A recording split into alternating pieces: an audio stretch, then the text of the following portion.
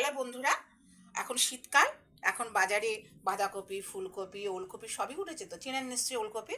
তো ওলকপি যেটা কচি টাইপের, যেটা সেরকম একটা মানে পরিমাণ মতো একটা নেবেন কি দুটো নেবেন, সেটা আপনি যেমন করবেন। নিয়ে এসে সেটাকে ভালো করে ওপরে খোসা ছাড়িয়ে গ্রেডার দিয়ে ভালো করে ঘষে নেবেন। হ্যাঁ, নিয়ে সেটা একটু নুন দিয়ে ভালো করে গরম জলে সেদ্ধ করে নেবেন। নিয়ে জলটা একদম কিন্তু সম্পূর্ণ চিপে ফেলে দেবেন। এবার এটা আমি বলতাম হয়তো মিক্সিংয়ে আপনি করতেই পারেন মিক্সিং, কিন্তু ওটা খুব বেশি রকম পেস্টটা হয়ে যাবে, সেই জন্য আমি বলছি যদি থাকে, অবশ্য না থাকলে মিক্সিংয়ে অল্প একটু ঘোরাবেন, আর না হলে শিলে বেটে নেবেন। বেটে নিয়ে তাতে পরিমাণ মতো সামান্য ময়দা, একটু চালের গুঁড়ো। চালের গুঁড়োটা অবশ্য আমি আগে বলে দেওয়া উচিত যে আমি যেহেতু আমি একটা পনির বানাচ্ছি, সেহেতু একটু আপনার কামিনী আতপ টাইপের যদি আতপ হয়, অল্প অল্প একটু ভিজিয়ে গুঁড়ো করে নেবেন, কেমন?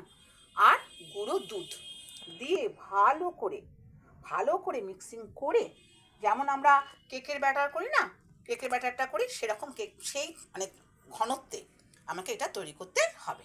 এবার দেখুন আমি এখানে এটুকুন তৈরি করে রেখেছি। হ্যাঁ, এটা আগে পদ্ধতিতে আপনাদের সম্পূর্ণ বলে দিলাম। দিয়ে আপনার এবার আমি এটাকে কি করব, এই যে এবার গরম জলে একটু ভাপাতে দিতে হবে, কেমন? এই যে ভাপাতে দিচ্ছি, এই মিনিট 10 ভাপাতে দিতে হবে, তাহলেই হয়ে যাবে। এই যে ভাপাতে দিচ্ছি, এটা একটু ভেপে যাক, তারপরে আমি আবার ফিরে আসবো। হ্যালো বন্ধুরা, আমার এটা ভাপানো হয়ে গেছে এবং এটাকে আমি পিস পিস করে কেটে নিয়েছি, কেমন? পিস করে কেটে নিয়েছি। এবার এটাকে একটু হালকা তেলের আমি একটু একটু মাখন দিচ্ছি, না হলেও কোনো সমস্যা নেই, একটুখানি মাখন দিয়ে দিলাম, মাখন বা বাটার যাই বলি না কেন, তো দিয়ে দিলাম। দিয়ে এবার এটাকে একটু ভালো করে ভেজে নিতে হবে, কেমন? এই যে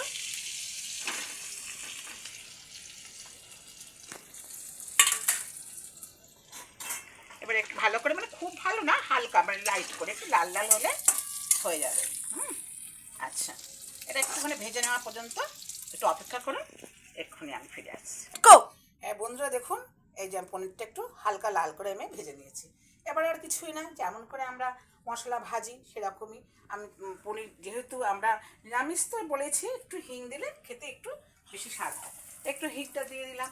হ্যাঁ, এবার আমি এখানে দেখুন এই যে মশলা, আদা জিরে, তারপর আপনার ধনে, একটু কাজু বাদাম বাটা, একটু টক দই, ধনে পাতা, এবং একটু টমেটো পিউরি দিয়ে আমি এটা করে রেখেছি, ঠিক আছে? এবার এটা আমি একসঙ্গে করলে না এই স্বাদটা একটু অন্যরকম হয়ে যায়, তাই আমি একসঙ্গে করে রাখি। এই প্রসঙ্গে আমি আর একটা কথা বলে রাখি, যে যদি এরকম আপনার পেস্টটা করে নিয়ে এই সমস্ত পেস্টের অর্ধেক যদি আপনি কিছুক্ষণ ওই পনিরের মধ্যে মাখিয়ে রেখে দিতে পারেন ম্যারিনেট করে, তাহলে কিন্তু আরও ভালো হবে। কিন্তু আজকে আমি আর ম্যারিনেটের সময় পাইনি, তাই আমি ম্যারিনেট ছাড়াই এটা করে নিচ্ছি। এটা আপনার দেখাচ্ছি, বলে দিলাম, আপনারা কিন্তু সেটা করতে পারেন। ঠিক আছে বন্ধুরা, এবার আমি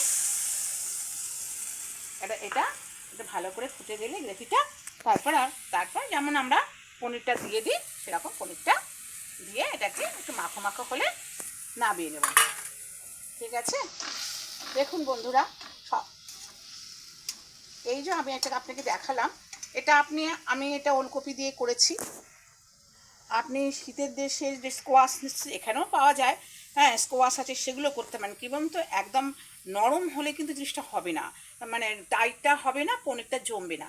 তাই কাঁচাও একটু কাঁচা টাইপের বলতে কি একটু একটু যেন শক্ত থাকে অথচ কচি থাকে, তাহলে কিন্তু সেটা করতে সুবিধা হবে। ঠিক আছে, এইবার আমরা তো সব সময় জানি যে পনির তো দুধ দিয়েই তৈরি হচ্ছে, সবই জানি বাড়িতে, এমনকি আমরা যদি সোয়াবিনের দুধ দিয়েও করি সেসব সবই হয়।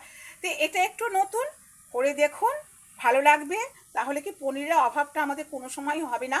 হ্যাঁ, থাকলেও আমরা যদি বাজার থেকে কিনে নিয়ে করি সেটাও যেমন খেতে পারবো, তার মানে এরকম যদি ঘরোয়া পদ্ধতিতে এরকম যদি পনির করে নেওয়া যায়, তাহলেও কিন্তু সহজেই আমাদের রান্নাটাও সহজেই হয়ে যাবে, আর আমরা মানে বারবার আমরা পনিরটা এরকম খেতে পারবো।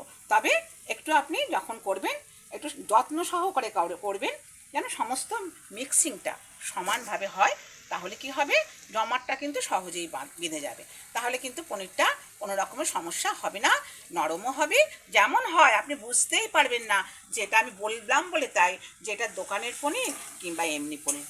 ঠিক আছে বন্ধুরা, হ্যাঁ, তাহলে আপনারা করুন এবং করে আমাকে কমেন্টে জানান যে সত্যি আপনাদের এটা খেতে ভালো লাগলো কি না। ঠিক আছে বন্ধুরা, আজকের মতো টাটা।